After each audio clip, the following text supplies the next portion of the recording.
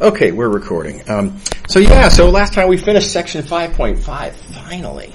And moving on now to section 5.6, it's a pretty quick one. This is our last section in chapter 5. And I think it's safe to say this will be the last section of fair game material for the midterm, which of course is coming up on Monday, I now recall. So anyway, let's get to it. We will also, by the way, have a little bit of time at the end today to talk about the start of chapter 6. Not a lot, but definitely a little bit. Okay, so we're going to talk about certain applications of integrals. We've actually seen several already, of course. Starting off with average value of a function, which we're going to segue into by defining something called a weighted average. Okay, so what is the weighted average? The idea of a weighted average is that if you are doing an average, right, now here's ultra basic, here's how you average numbers. I have 6 numbers, you add them up, you divide by 6, right? Y'all been averaging numbers since elementary school. Notice you can spread out that 6, right, and then kind of group numerator and denominator pieces sort of together like this, right? And looking at each one of these individually, there are 2 4s, and of the 6 in the denominator, in some sense, 2 of those 6 come from the fact that there were 2 4s, right? So, in some sense, we get that from these. So the idea is to think of the 2 here as being what we call the weight. Both of these 2 come from the fact that there were, in fact, 2 4s being averaged. 4 appears twice. It's like 4 counts double in some sense because there are 2 of them. Right? So this is what we call a weight. Then what we're averaging, the numbers that we're averaging, like that 4, for example, you notice you get a bunch of terms that look like this in the numerator. You get a bunch of terms that look like this in the denominator. And all together then, what you have in this expression here, this expression you can rewrite like this, where the green numbers are what we call the weights, and the numbers that we're averaging interact with those weights like so. Okay, so this is again called a weighted average. Now, once you've got it rewritten in this form down here, we can generalize a little bit, and I'll point out that, even though this structure came about fundamentally from the idea of numbers that we're averaging appearing multiple times, well, of course, how many times a number appears will always be an integer.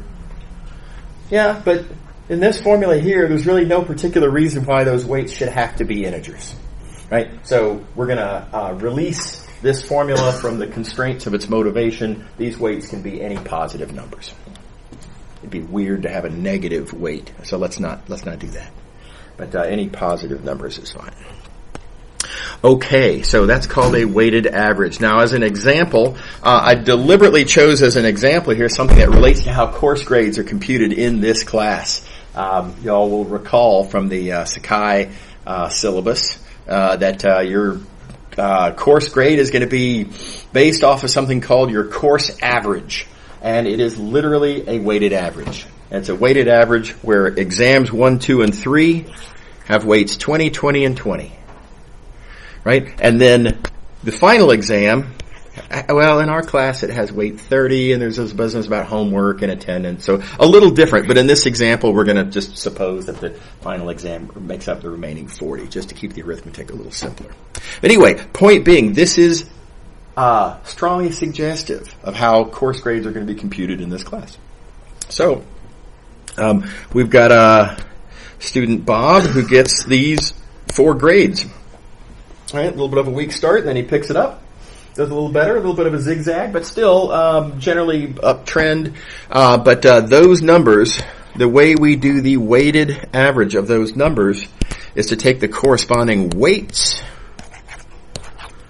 right, and then fill them into this formula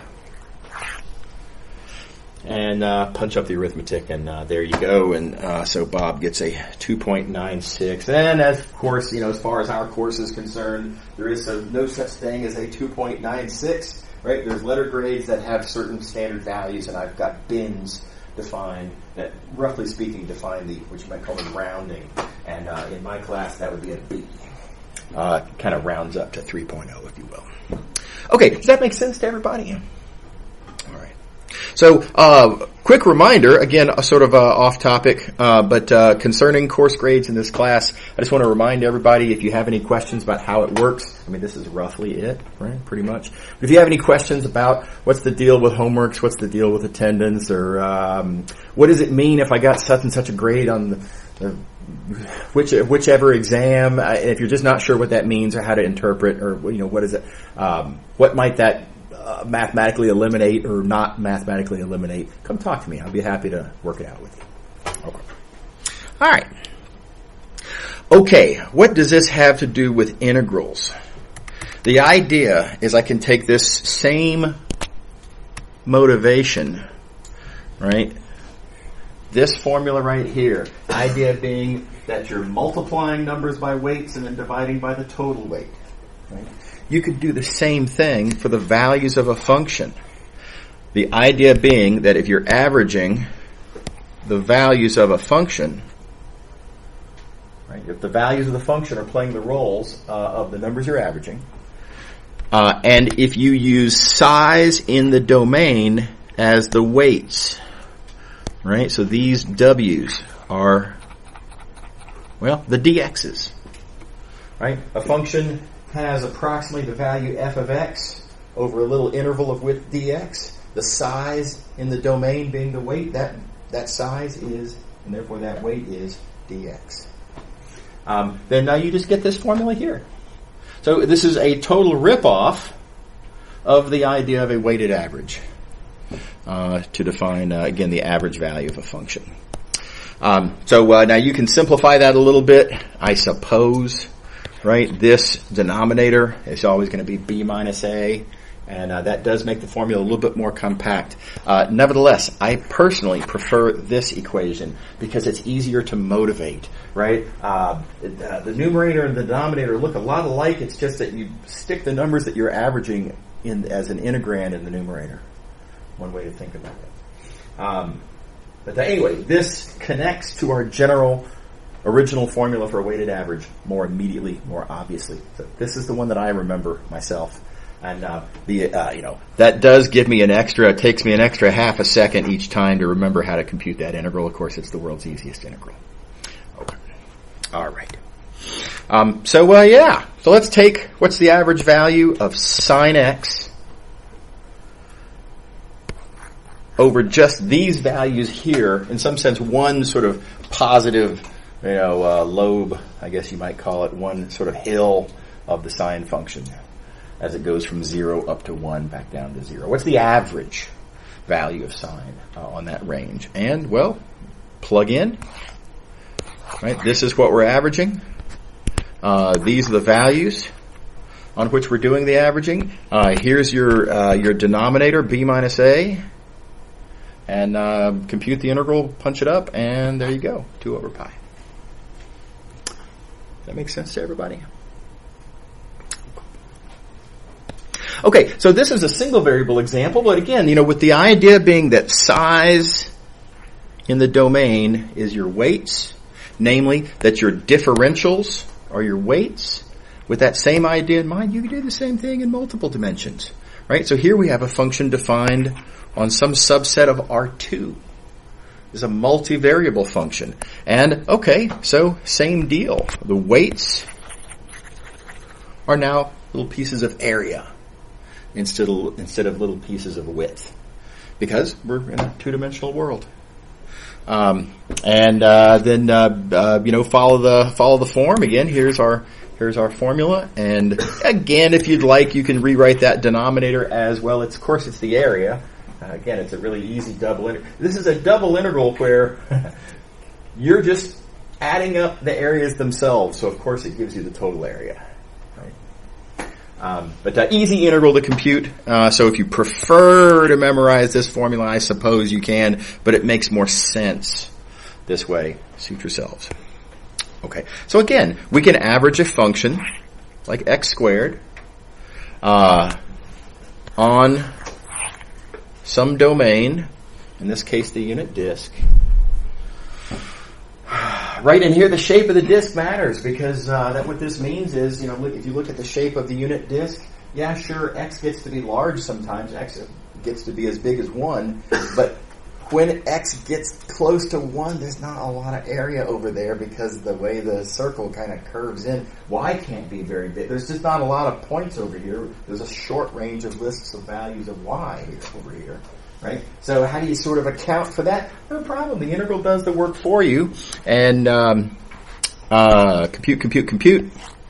And the answer happens, weirdly, unexpectedly, to be a nice rational number, just 1/4. What are the odds? I figured surely there was going to be a pi or something in that answer. But nope, just 1/4. All right, how are we doing?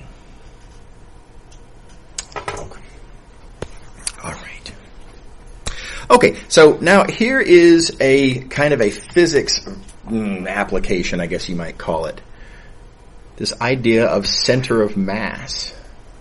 There's different ways that you can define center of mass, otherwise known sometimes as the centroid. But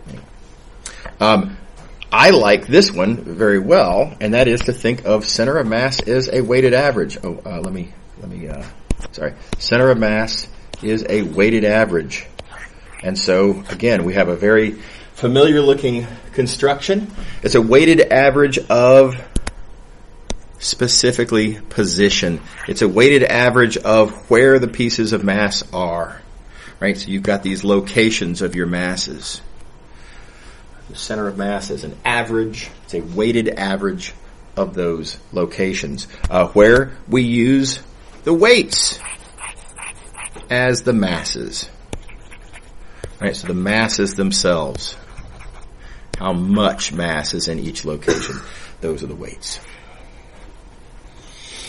So, I mean, from a mathematical sort of naturality standpoint, I think this is a pretty reasonable thing to write down. If you're unconvinced or uninterested in that, I will point out as well that there is a very natural physical intuition for this, and that is that this weighted average, I should stick to my thing, center of mass, this weighted average, this formula, also is what we call the balance point. Right? If you were to imagine that these two masses were connected by some weightless, rigid, something or other, and you were going to try to figure out where do you put your finger to kind of balance it, to have the torques cancel. Notice this piece of mass here will kind of want to torque it down clockwise, you might call it, whereas this little piece of mass over here, it's smaller. But it's further away, and so it's got more mechanical advantage or something, so it's going to apply a certain amount of torque. And the idea is that if you put your finger right at the center of mass, then those torques will balance. Total torque will be 0, in other words. And it's another neat fact, I guess you could say, about center of mass. Okay. Everybody okay with that? Now, this example that I showed you has the very simple story of just two masses. What if you have a bunch of masses? Well, it's exactly what you would expect. Instead of adding a finite number of things, you're just adding up in a limit. And you get the same kind of formula that we had previously. Notice, weighted average, weighted by the masses themselves, weighted average of position. Position being the vector location of each little piece of mass. Same pattern, basically the same formula. Okay, and of course the denominator is easy to compute. That's just the mass, and so simplified formula if you prefer. But again, I think this one's a little bit more easier to motivate, you might say. Okay, all right. Now there is something weird about this formula. You might have already noticed it. This integral right here. We have actually yet to define what happens when you take an integral of a vector. Right? Haven't done any of that yet. Every integral we've written down so far has been an integral of like density or concentration or height, maybe, as we were computing volume or something like that. It's always been a scalar, right? So what would this mean, and how would I go about computing the integral of a vector integrand? And it turns out, in this case, it's actually pretty straightforward. Here's the point. This is a vector, yeah, sure, okay, but then so what happens when you multiply by scalar masses? Well, vectors times scalars, you compute one coordinate at a time, right? And then what happens when I take this vector summand and add up? How do you add up vectors? Well, one coordinate at a time. And roughly speaking, then, what that means is within this integral here, all of the individual coordinates are independent of each other. And you're basically just computing a bunch of separate integrals. There's the first coordinate, ... and there's the last coordinate. So this integral of a vector is just a vector of those individual integrals. So, no big. Was that a... Yep. Oh, yeah. I mean, I was just wondering, usually we don't define, like, a position in terms of the mass, though. That's usually not... Oh, well, no. So what I've got here, maybe I misunderstood, but this is the position, right? So that's position right there. It's just x.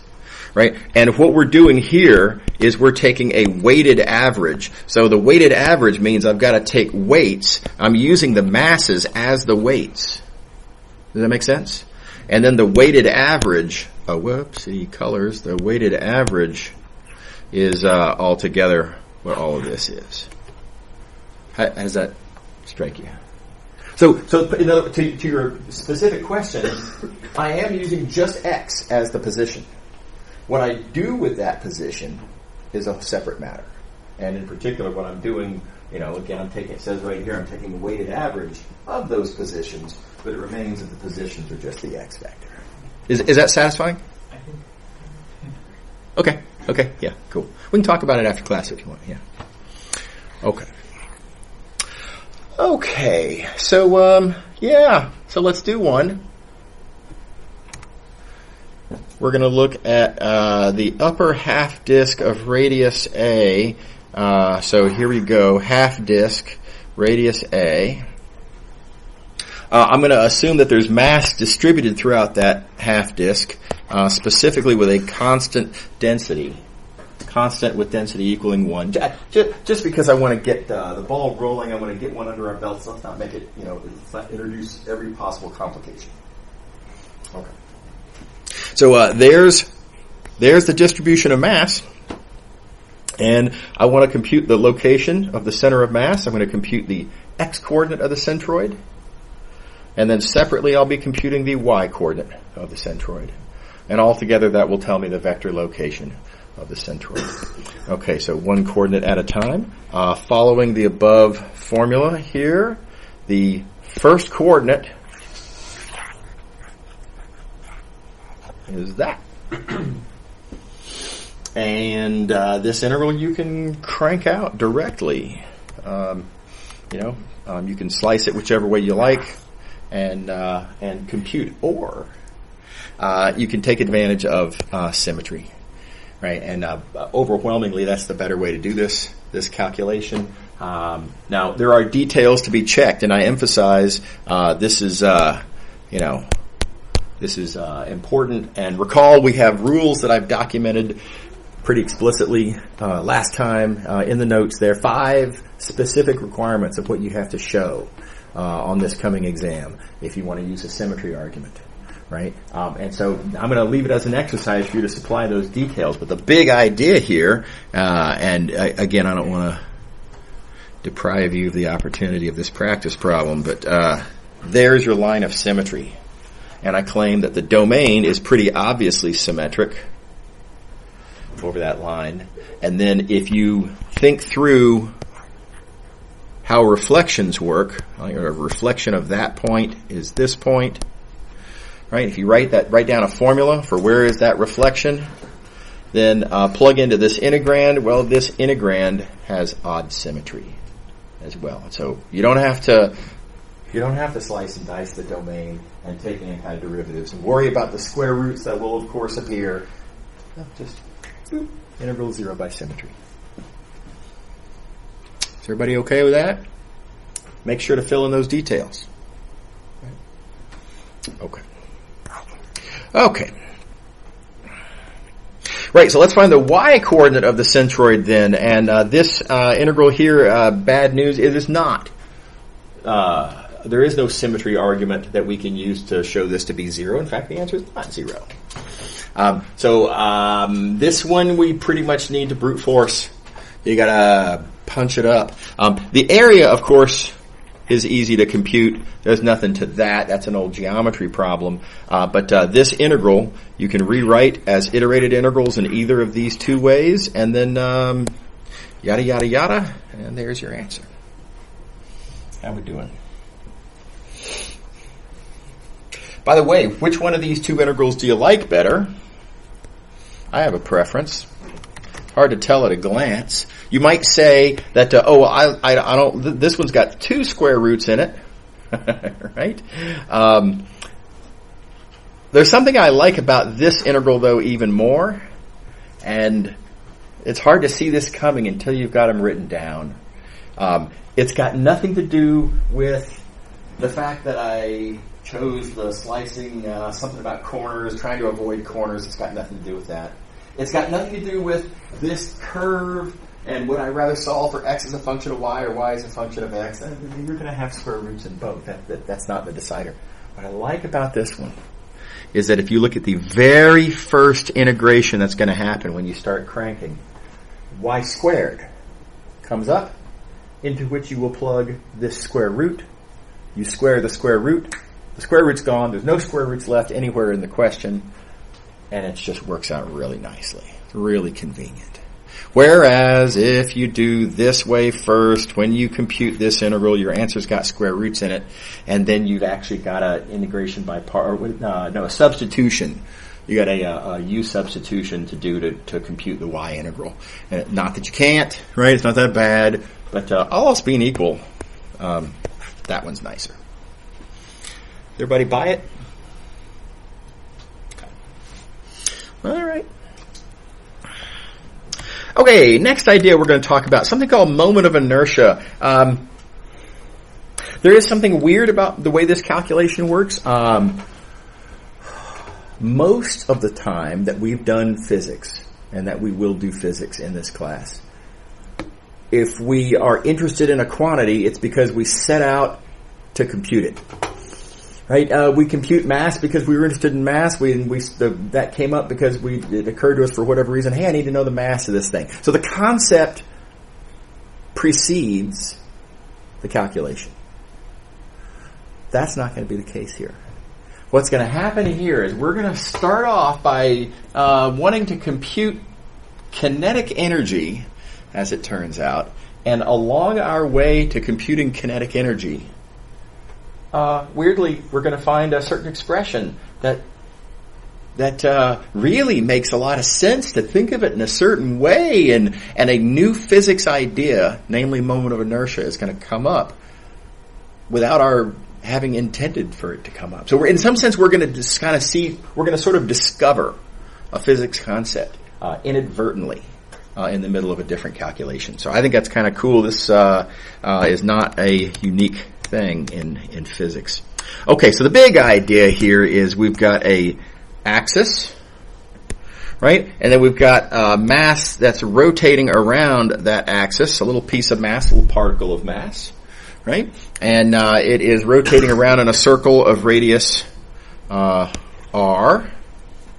And I remind you of high school geometry, and there's a relationship between s, r, and theta, and that's this right here. I hope that looks familiar to everybody. Arc length of a circle. Okay, so here's what we're going to do. We're just going to take a derivative of each side. And if you think about it, the time derivative of distance is speed, right? And then if we ask the question, though, yeah, but what is this? What is the time derivative of angle? If you think about it, angle here is kind of a way of describing location, kind of, sort of, right? It's not measuring a distance. It's not telling you where you are by how much distance has changed. It's measuring you where you are by this angle. And so the time rate of change of something that you use to describe location in a way, kind of natural to call that a speed too. It's just the speed at which the angle changes instead of the location. So we call this angular speed. What do you think? Does that seem like a reasonable choice? Real quick heads up, very commonly this is called angular velocity. That just kind of rubs me the wrong way because velocities are supposed to be vectors, you know. Speed is the scalar version of that. This is a scalar. So I think speed makes more sense, but again, you're going to hear angular velocity more often. They mean exactly the same thing. Okay, so that being established, let's ask a reasonable question. First question, if I have a mass in that particle that's rotating around, how much kinetic energy is there in that particle? And no problem. We've got a formula for kinetic energy. We know the speed that it's moving at, and so 1/2 mv squared. Boom, no problem. Right? Here's the hard part. Here's the hard question. What if I have a large piece of mass, great big thing like this, and that's rotating around? All right, well, there's a nasty issue here, and that is that there's some of these little pieces of mass, like little pieces of mass right here, they're not actually moving very fast. They're really close to the center. They're not really they hardly make any movement at all when they do a complete loop around. Whereas, by comparison, a piece of mass over here, it's traveling a much greater distance in the exact same amount of time because one loop takes the same amount of time no matter where you are. So some pieces have greater velocity, some pieces have lower velocity, and so for this situation here, you can't use that formula because the velocity, this v here, the speed, is different for different pieces. Doesn't make any sense. Does everybody see the problem? Okay. All right, we're going to resolve this problem in the usual way. What everyone does in a calculus class is you take the thing and you chop it up into little pieces. Right? And then we focus our attention one at a time on individual little pieces. Right? And if I look at just this one little piece, ignore the rest of it. And in fact, let me just get rid of the whole. If I look at just one piece at a time and ask how much kinetic energy is there in that one little piece, no problem again. 1/2 mv squared. It's all fine. Everything makes sense. So that's what we're going to do. Chop it up, add it up. Grand total kinetic energy is the sum over all the pieces, of course. It's the sum of the little pieces of kinetic energy that each of those pieces has. Chop it up, add it up. Right? And then, as we noted a second ago, on each little piece, we have no problem. On each little piece, 1/2 mv squared. Now, the little pieces, a little piece of volume that's going to, with a certain amount of density in that little piece of volume. Let me talk about the amount of mass then in that little piece. It's little, so the distance to the axis is effectively constant, and so the speed constant or well defined. We can just talk about the speed that one piece is moving around, and 1/2 mv squared, no issue. And so we find ourselves then with an integral. We just need to integrate this. And, a couple of little annoyances that we have to deal with. V is r omega. That's the formula we had up here. The omega, the angular speed, is a constant. That's going to factor out like that. Don't forget the square, of course.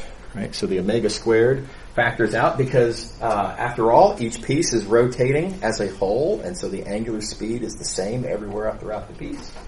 And here's what we've got then. We've got this expression right here. And here's where we're going to make the key observation. If I were to rename this thing I, let's just say, I'm going to rename that expression I,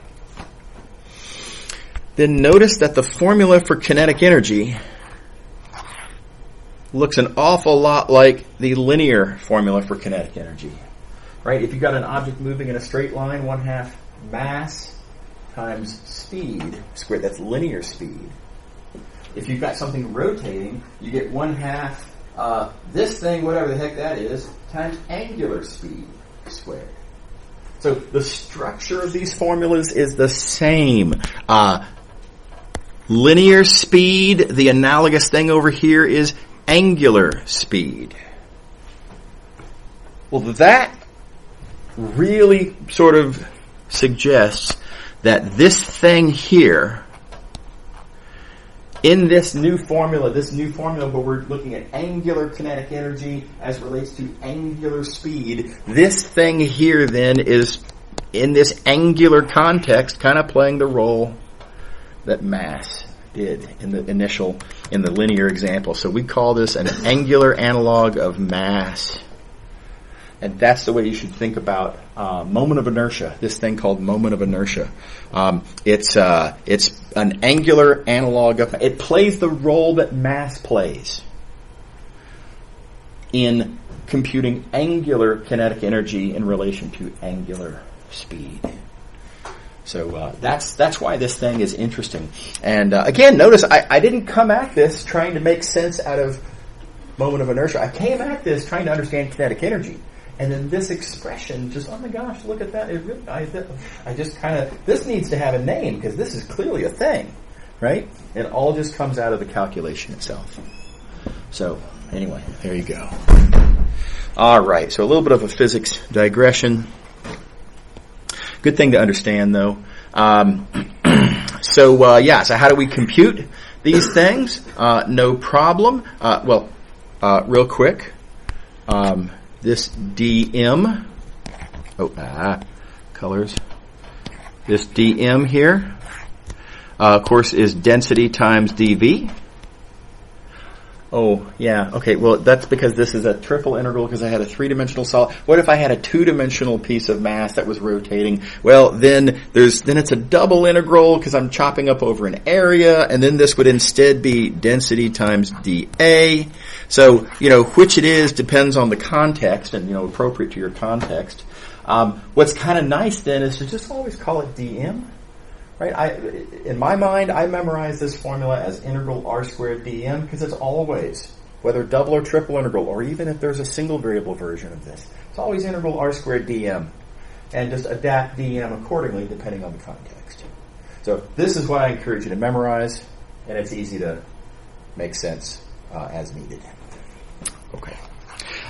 What is the r here is a different question. Reminder from this picture up here, r is distance to the axis of rotation. And that's going to be different in every example. So for example, here's 4 different scenarios. You might be rotating around the z-axis. Missed. You might be rotating around the z-axis, or you might be rotating around some line parallel to the x-axis or something, or you might be rotating around the y-axis, or some line in the xy plane in the y direction. There's all sorts of versions of what the axis might be, right? In all of those cases, r is the distance to that axis. And you notice there's a different formula in each case because, well, there's a different picture in each case, right? So you got to think it through every time. One thing you can try to do, I don't encourage, you can try to memorize a long list of cases. I guess you could do that, right? But there's so many different cases, and there's no guarantee that your list is going to be complete. And again, there's a much simpler story. R is always just distance to the axis, and computing that distance as a formula most of the time is pretty straightforward. So I think there's much better simplicity of memorization, much better long-term retention of what you memorize if you remember the general concept. Don't memorize the specific formulas. Does that make sense to everybody? Again, that's just a suggestion, right? But I think that's a healthier way to do it. Okay. All right, so let's see an example. So we've got this region between 0 and sine x, where x is between 0 and pi. It's that region right there. I have mass distributed across that region per this density function. And I want to compute the moment of inertia as I rotate around the x-axis. So you got to imagine now you've got mass distributed across this area, and then this thing is going to be kind of, rotating around the x-axis like that. So it's a two-dimensional piece of mass rotating in 3 dimensions, but the mass itself, which is the thing that we're going to chop up. Right? This is where the chop it up, add it up happens. Two-dimensional, and so we have a double. We have a double integral. Okay. And so per the formula on the previous page, integral r squared dm. Dm we make sense out of, appropriate to the context. It's delta times dA because, this is area, not volume. Little pieces of area, not little pieces of volume. Density is given, by the way. Here it is. Density is 2 plus cosine x. And then all we have to do to finish out this integral is to figure out what r is. What is my r? What is the distance to the axis of rotation? Keep in mind, the axis of rotation is the x-axis. And from where I am at some location xy, the distance to the x-axis, really easy to see in the picture, right? Here's the x-axis. Here's where you are. What's that distance? The distance is, it's the vertical coordinate. It's y. And again, self-evident right there in the picture. So r is y. What do you think? Everybody's happy with that? And then plug and chug. And I didn't crank this one out. But, dot, and annoying integral, but it's doable. By the way, make sure you can do this integral. Good practice. It's a reasonable integral. Just as a for example, this is the kind of thing that I think is reasonable to expect that y'all be good at. Okay. All right. So that does it for chapter 5. And now we're going to move along to chapter 6.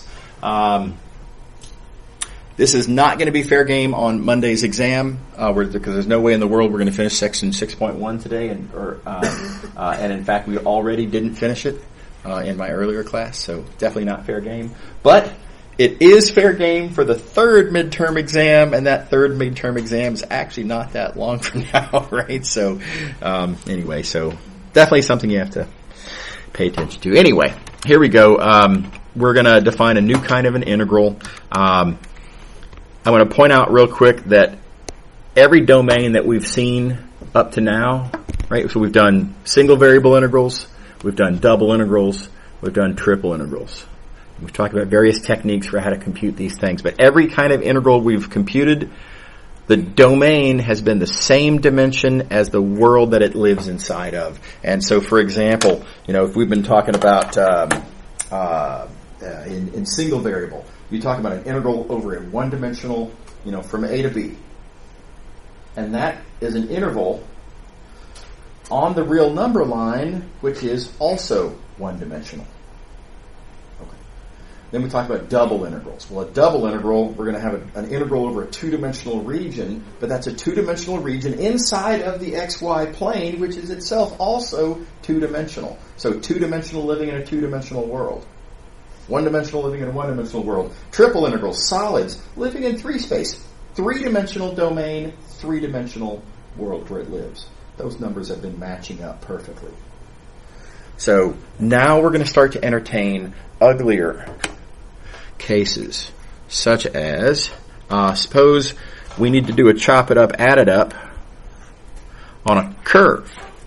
Maybe I have mass distributed across a curve.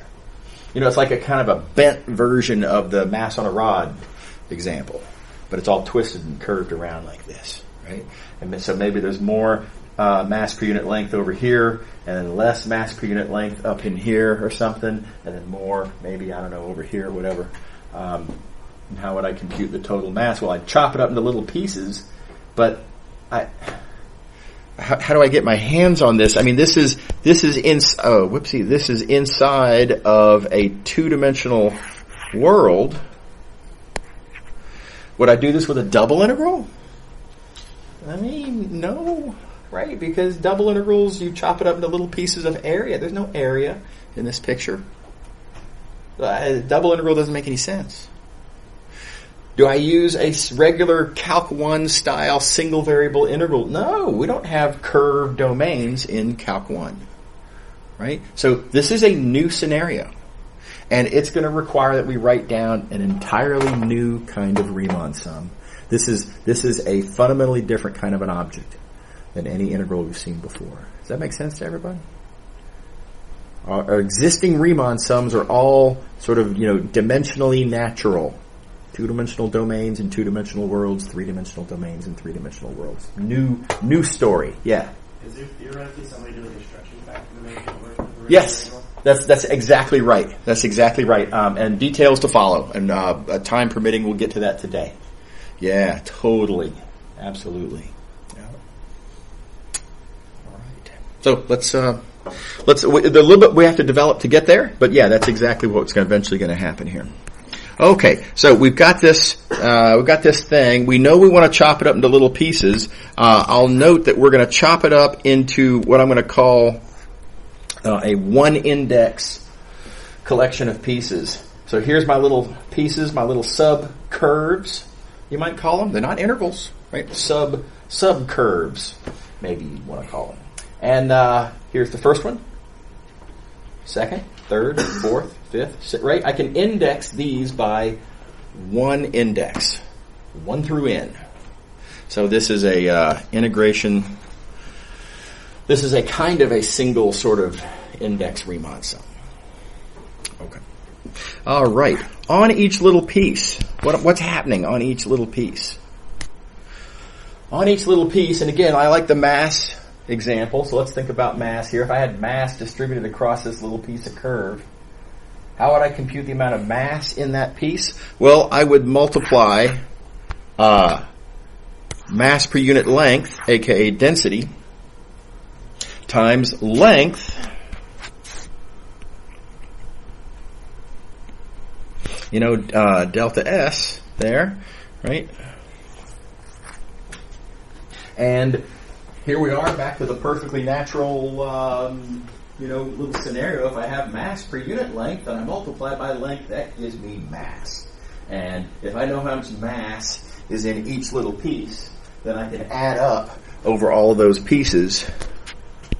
Right? Adding up over all those pieces then tells me the sum of all of those little pieces of mass. That gives me the mass that I'm looking for. So this is the structure that we're gonna be using here. And for example, allows us to compute the mass of a bent wire. And of course, there's many other equivalent kind of questions that you can answer with this construction. So here it is, our new form. This is the notation we're going to use for it. I think it's pretty natural in the sense that they kind of pair up as you sort of feel like they should. Single index summation, single integral symbol, right? The domain over which you're doing the summation is subscript. for your integral symbol? I think the notation's pretty believable, pretty natural. And again, this is a brand new kind of integral, so we have to give this a name. It's not a double integral, it's not a triple integral, it's not a single variable integral. We call this a scalar line integral. And arguably it should be called a path integral or a curve integral. Lines are straight. The whole point to this is it doesn't have to be straight. So unfortunate terminology, but pretty much everybody calls them line integrals anyway. But there you go. That's what it's called, a scalar line integral.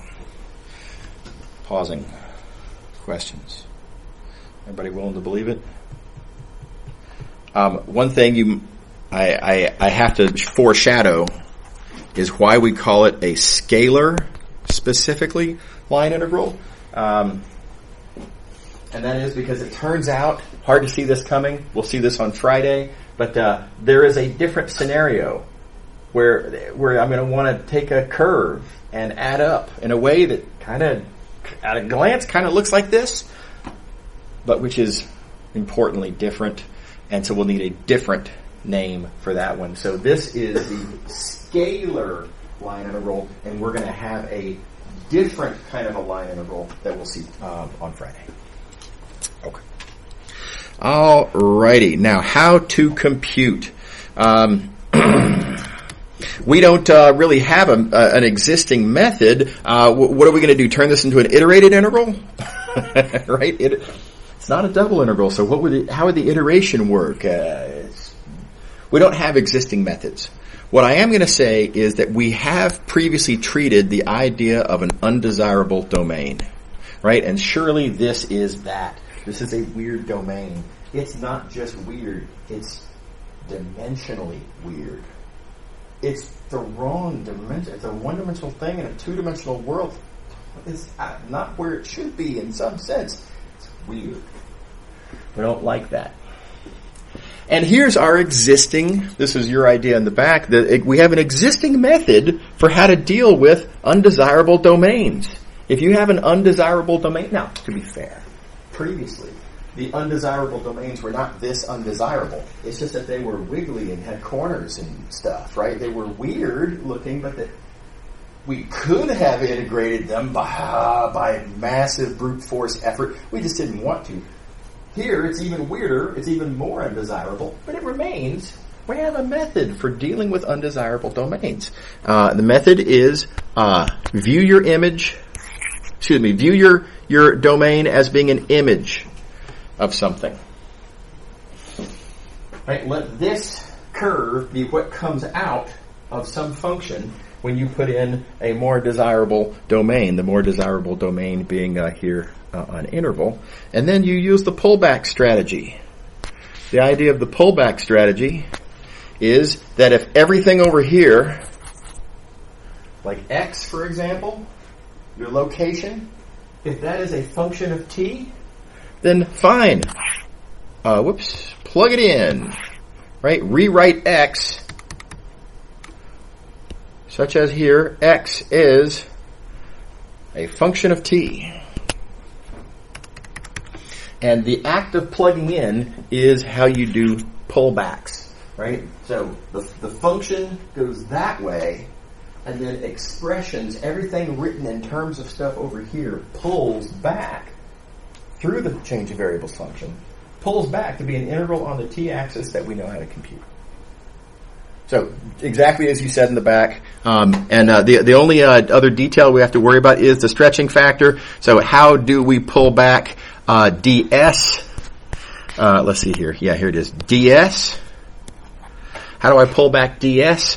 Conveniently, we already have an existing formula for how ds relates to dt. Distance equals speed times time.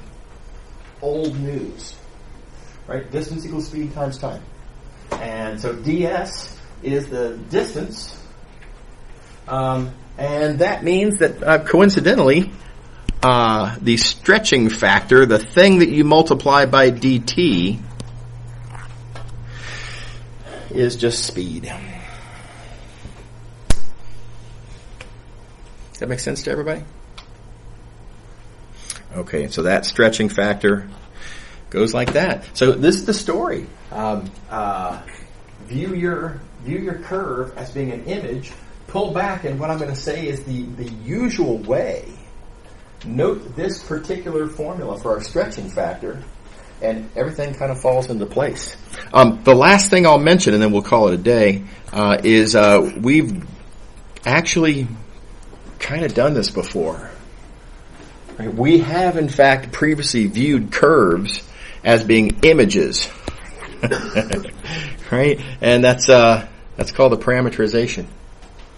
That's what a parameterization is. A parameterization says I want to trace out the curve. Namely, I want my position to be a function of time.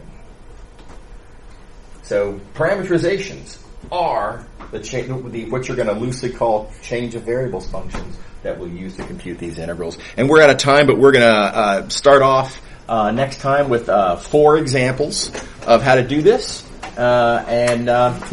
Pick it up from there. Y'all have a good one. See you later. Oh, and as usual, stick around so I can mark attendance for everybody.